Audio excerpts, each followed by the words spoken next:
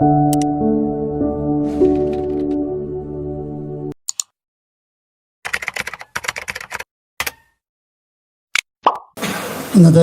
വചനത്തിൻ്റെ പശ്ചാത്തലം ഒന്ന് വിലയിരുത്തുന്നത് നല്ലതാണ്. ഈശോ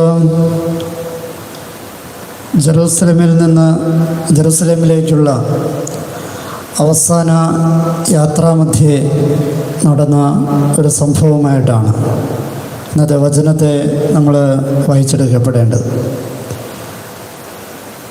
യഹൂദരുടെ കാഴ്ചപ്പാട് അനുസരിച്ച് യഹൂദനായോ അവനൊക്കെ രക്ഷിക്കപ്പെടും എന്നൊരു ചിന്തയാണ് അവർക്കുണ്ടായിരുന്നത്. എന്നാൽ യേശുവിൻ്റെ പഠനങ്ങൾ അവതരിപ്പിച്ചത് യഹൂദനായതുകൊണ്ട് മാത്രം രക്ഷപ്പെടാനായിട്ട് സാധ്യതയില്ല എന്നുള്ളതിൻ്റെ വ്യക്തമാക്കലായിരുന്നു. അവിടുത്തെ അവസാന യാത്രക്കിടയിൽ അതൊന്ന് ക്ലാരിഫൈ ചെയ്യണം എന്ന് വിചാരിച്ചത് കൊണ്ടാണ് ഒരുത്തൻ വന്നിട്ട് ചോദിക്കുന്നത്, രക്ഷ പ്രാപിക്കുന്നവർ ചുരുക്കമായിരിക്കും. അതിനുള്ള ഉത്തരം ഈശോയുടെ ജീവിതത്തിലുടനീളം അവതരിപ്പിച്ചിരുന്ന വാതിൽ അല്ലെങ്കിൽ വഴി എന്നൊക്കെയുള്ള പ്രതീകങ്ങളുടെ പശ്ചാത്തലത്തിലാണ്. ഇവിടെ സൂക്ഷ്മതയോടുകൂടി ശ്രദ്ധിക്കുമ്പോൾ ക്രമാനുഗതമായ ഒരു കാണാൻ പറ്റും. ഇടുങ്ങിയ വാതിലിലൂടെ പ്രവേശിക്കുക എന്ന് പറയുന്ന ക്രിസ്തു കുറച്ച് കഴിയുമ്പോൾ പറയുന്നു വാതിൽ അടഞ്ഞു കഴിഞ്ഞു എന്ന്. അപ്പോൾ ഇടുങ്ങിയ വാതിൽ, അടഞ്ഞ വാതിൽ, പിന്നെയോ മൂന്നാമത്തെ വിരുന്നിൻ്റെ വായാണ്. വിരുന്നിലാണ് അത് അവസാനിക്കുക. ഈ ക്രമാനുഗതമായ യാത്ര നമ്മൾ ഒന്ന് ശ്രദ്ധിക്കേണ്ടതാണ്. ഇടുങ്ങിയത് ഇതിലൂടെ പോകുന്നവൻ അടയലിനെ അഭിമുഖീകരിക്കുകയും വിരുന്നിലേക്ക് പ്രവേശിക്കുകയും ചെയ്യപ്പെടുന്ന ഒരു യാഥാർത്ഥ്യമാണ് ക്രൈസ്തവ ജീവിതം എന്ന് വേണം നമ്മൾ മനസ്സിലാക്കാനായിട്ട്. ഇടുങ്ങിയ ജീവിതം നയിച്ച് ഈ ജീവിതത്തിൻ്റെ ഭൗതികതയുടെ വാതിലുകൾ അടച്ച് സ്വർഗീയ വിരുന്നിലേക്ക് പ്രവേശിക്കേണ്ടവരാണ് നമ്മളെന്ന് സാരം. ഇത് വീണ്ടെടുപ്പിൻ്റെ യാത്രയാണെങ്കിലും രക്ഷ പ്രാപിക്കുന്നവർ ചുരുക്കമാണെന്നാണ് ഈശോ പറയുക. കർത്താവിൻ്റെ യാത്ര വീണ്ടെടുപ്പിൻ്റെ യാത്രയാണ്. കാരണം അത് ജെറൂസലേമിലേക്കുള്ള യാത്രയാണ്. ജെറൂസലേം യാത്ര മരണത്തെ ലക്ഷ്യം വെച്ചുള്ളതാണ്.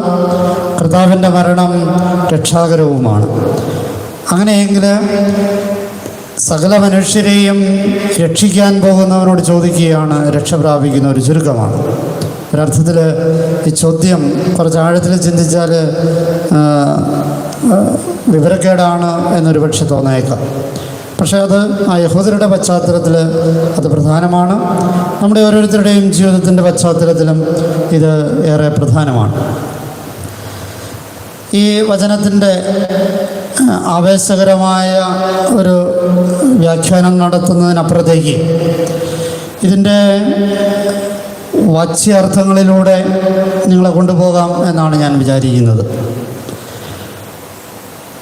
ഇവിടെ രക്ഷ പ്രാപിക്കുന്നവർ ചുരുക്കമാണോ എന്ന ചോദ്യത്തിലാണ് ആരംഭം. ലൂക്കയുടെ സുവിശേഷത്തിലെ 77-ാമത്തെ ചോദ്യമാണിത്. ചോദ്യങ്ങളിലൂടെയാണല്ലോ ക്രിസ്തുവിൻ്റെ പഠനങ്ങൾ പലപ്പോഴും ലൂക്കയുടെ സുവിശേഷത്തിൽ പോയിക്കൊണ്ടിരിക്കുക.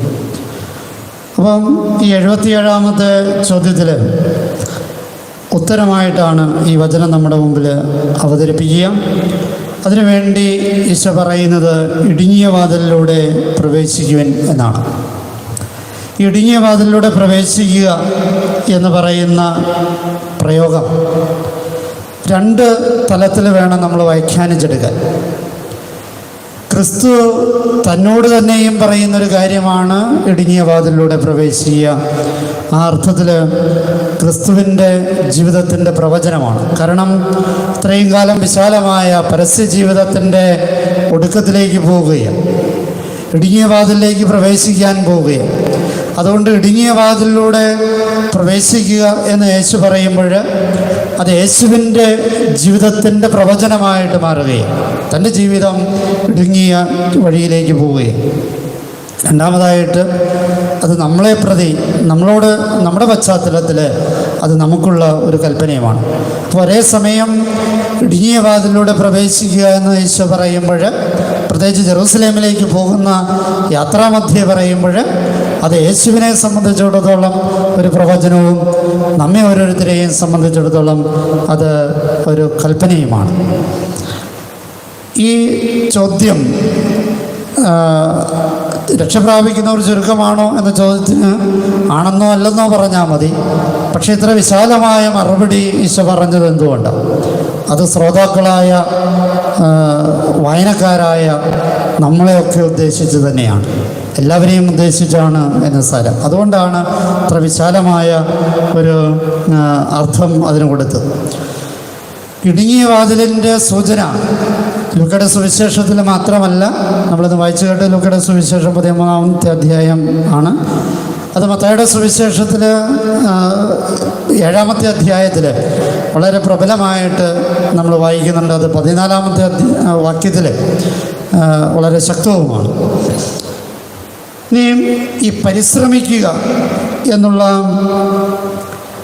വാക്ക് നമ്മളൊന്ന് ധ്യാനിക്കേണ്ടതാണ്. അതിൻ്റെ അകത്ത് ഗ്രീക്ക് ഭാഷയിൽ അഗോനിറ്റ്സോമായി എന്ന പദമാണ് ഇവിടെ അതിൻ്റെ മൂലഗ്രന്ഥത്തിൽ ഉപയോഗിച്ചിട്ടുള്ളത്. ഈ അഗോനിറ്റ്സോമായി എന്ന് പറയുന്ന ഗ്രീക്ക് പദത്തിന് 4 അർത്ഥങ്ങളുണ്ട്. ആ 4 അർത്ഥങ്ങളിലും ബൈബിളിൽ പ്രയോഗിച്ചിട്ടുണ്ട്. ഒന്നാമത്തേത്, അത് ഈ പരിശ്രമം കായികാഭ്യാസിയുടെ പരിശ്രമമായിട്ടാണ്. അത് പൗലോസ് ശ്ലീഹ കൊറിന്തോസ്യർക്ക് എഴുതിയ ലേഖനത്തിൽ 9-ാമത്തെ അധ്യായം 26-ാമത്തെ വാക്യത്തിൽ നമ്മൾ വായിക്കുന്നുണ്ട്. മത്സരങ്ങളിൽ ഏർപ്പെടുവാൻ വേണ്ടിയിട്ടുള്ള പരിശ്രമം, മത്സരത്തിലെ പരിശ്രമമാണ്, കായികാഭ്യാസിയുടെ പരിശ്രമമാണ്. അത് മറ്റൊരാളേക്കാൾ മുന്നിലെത്താനായിട്ടുള്ള പരിശ്രമമാണ്. രണ്ടാമത്തെ ഒരു പ്രയോഗശൈലി എന്ന് പറയുന്നത് ഈ അഗോനിറ്റ്സോമായുടെ തന്നെ യോഹന്നാൻ്റെ സുവിശേഷം 18-ാമത്തെ അധ്യായത്തിൽ 26-ാമത്തെ വാക്യത്തിൽ നമ്മൾ വായിക്കുന്നുണ്ട്. ശത്രുക്കൾക്കെതിരെയുള്ള പോരാട്ടമാണ്. ആ പരിശ്രമം പരാജയപ്പെടുത്താനുള്ള പോരാട്ടമാണ്. അപ്പോൾ ഒന്ന് മേൽക്കൈ നേടാനായിട്ടുള്ള പരിശ്രമമാണെങ്കിൽ, രണ്ടാമത്തേത് പരാജയപ്പെടുത്താനുള്ള പരിശ്രമമാണ്. അപ്പോൾ നമ്മുടെ ഈ ഇടുങ്ങിയ വാതിലൂടെ പ്രവേശിക്കുക, പരിശ്രമിക്കുക എന്ന് പറയുമ്പോൾ സ്വാഭാവികമായും ഒരുപാട് പേര് പരിശ്രമിക്കുന്നുണ്ട്. അതിനേക്കാൾ മുമ്പിലുള്ള ഒരു പരിശ്രമം വേണമെന്ന് ഒന്നാമത്തെ അർത്ഥം. രണ്ടാമത്തെ അർത്ഥം, അത് പോരാടിയിട്ട് വേണം, പരാജയപ്പെടുത്തിയിട്ട് വേണം, തിന്മകളെ പരാജയപ്പെടുത്തിയിട്ട് വേണം എന്ന് പൊരുൾ. മൂന്നാമത്തേത്, അത് അപകടങ്ങളും പ്രതിസന്ധികളുമായിട്ടുള്ള മല്ലടിക്കലാണ്. സ്വാഭാവികമായ പരിതോവസ്ഥകളോടുള്ള പ്രതികരണമാണ്. അത് കൊളോസ്യർക്ക് എഴുതിയ ലേഖനം 1-ാമത്തെ അധ്യായം 29-ാമത്തെ വാക്യത്തിൽ നമ്മളത് വായിക്കുന്നുണ്ട്. അപ്പോൾ ഈ പ്രകൃതി ദുരന്തങ്ങൾ, ഇന്ന് നമ്മൾ അനുഭവിച്ചുകൊണ്ടിരിക്കുന്ന കൊറോണ പോലുള്ള, അല്ലെങ്കിൽ മറ്റു രോഗങ്ങൾ, അല്ലെങ്കിൽ അവശതകൾ, കഷ്ടപ്പാടുകൾ, സാമ്പത്തിക പരാധീനതകൾ, ഇങ്ങനെ നമ്മൾ മുന്നിട്ടിറങ്ങിയിട്ടല്ലാതെ സ്വാഭാവികമായി നമ്മൾ വന്നു ചേരുന്ന പ്രതിസന്ധികളെ, പ്രശ്നങ്ങളെ, മറ്റൊരുത്തൻ വെച്ച് നീട്ടുന്ന പ്രതിസന്ധികളെ ഒക്കെ അതിനെയൊക്കെ അതിജീവിക്കാനുള്ള പരിശ്രമങ്ങളെല്ലാം അതിൽപ്പെടുത്താമെന്നർത്ഥം. നാലാമത്തെ ടൈപ്പ് പരിശ്രമം എന്ന് പറയുന്നത് കൊളോസ്യർക്ക് എഴുതിയ ലേഖനം 4-ാമത്തെ അധ്യായം 12-ാമത്തെ വാക്യത്തിൽ പറയുന്നതാണ്. അത് സ്ഥിരമായ പരിശ്രമമാണ്, ഒറ്റ പരിശ്രമമല്ല. പരിശ്രമം എന്ന് പറയുന്നത് ഒരു അനസ്യൂത പ്രക്രിയയാണ് എന്നുള്ളതാണ്. അത് സ്ഥിരോത്സാഹത്തോടുകൂടി പരിശ്രമിക്കുക എന്ന പദപ്രയോഗമാണ് അവിടെയുള്ളത്. അതിൻ്റെ അർത്ഥം, ഞാൻ കുറച്ച് നാൾ ഒരു ധ്യാനം കൂടി, അല്ലെങ്കിൽ ഒരു കുർബാനയ്ക്ക് വന്നു, ആ സമയത്ത് വലിയ ഭക്തിയും തീവ്രതയൊക്കെ കാണിച്ചു, അത് കഴിഞ്ഞപ്പോൾ വീണ്ടും വഞ്ചി തിരുനക്കര തന്നെ എന്ന് പഴയ കാരണവന്മാർ പറഞ്ഞതുപോലെ പഴയ ജീവിതത്തിലേക്ക് തിരിച്ചു പോവുക എന്നുള്ള ശൈലി ഉണ്ടാകാറുണ്ട്. അതല്ല, സ്ഥിരമായ പരിശ്രമത്തിലേക്ക് പോവുക എന്നുള്ളതാണ് ഈ നാലാമത്തെ പരിശ്രമത്തിൻ്റെ ഈ അഗോനിഡ്സോമായി എന്ന് പറയുന്ന പദപ്രയോഗത്തിൽ അർത്ഥമാക്കുന്നത്. അപ്പം ഈ ഇടുങ്ങിയ വാതിലൂടെയുള്ള പരിശ്രമം എന്ന് പറയുന്നത് അത് മറ്റുള്ളവരെക്കാൾ മുമ്പിലെത്താൻ വേണ്ടിയുള്ള പരിശ്രമമായിരിക്കണം, തിന്മയെക്കെതിരെ പോരാടിക്കൊണ്ടുള്ള പരിശ്രമമായിരിക്കണം, നമ്മൾ അനുഭവിക്കുന്ന തിക്താനുഭവങ്ങളുടെയും ദുരന്തങ്ങളുടെയും അതിജീവിക്കുന്ന പരിശ്രമമായിരിക്കണം, അത് നിരന്തരമായ പരിശ്രമമായിരിക്കണം എന്ന് സാരം. 24-ാമത്തെ വാക്യത്തിൽ നാം ഇന്ന് വായിച്ച വചനഭാഗത്തിൽ തന്നെ 13-ാമത്തെ അധ്യായം 24-ാമത്തെ വാക്യത്തിൽ നമ്മൾ വായിക്കുകയാണ്. ഞാൻ നിങ്ങളോട് പറയുന്നു, അനേകം പേർ പ്രവേശിക്കാൻ പരിശ്രമിക്കും, എന്നാൽ അവർക്ക് സാധിക്കുകയില്ല. അനേകം പേർ പ്രവേശിക്കാൻ പരിശ്രമിക്കും. നമ്മൾ ഈ പരിശ്രമിക്കുന്നവരുടെ പക്ഷത്താണോ പരിശ്രമിക്കാത്തവരുടെ പക്ഷത്താണോ?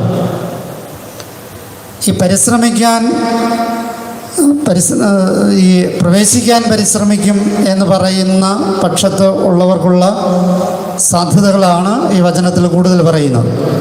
വളരെ വേദനയോടുകൂടി, ഏറെ ആകുലതയോടുകൂടി, ഒരു ഞെട്ടലോടുകൂടി നമ്മൾ ഓർക്കേണ്ട ഒരു കാര്യമുണ്ട്.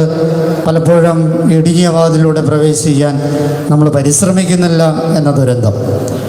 എന്നാൽ അങ്ങനെ പരിശ്രമിക്കുന്നവരോട് ഒരു പ്രവചന സാധ്യതയാണ്. ഒരർത്ഥത്തിൽ ഈ വചനം ഒരു പ്രവചനമാണ്. അത് ഒട്ടേറെ പേര് പരിശ്രമിക്കുന്നുണ്ട് എന്നാണ്. അവനും അവളും പരിശ്രമിക്കുന്നുണ്ട്, നീയും പരിശ്രമിക്കേണ്ടതുണ്ട് എന്ന് സാരം.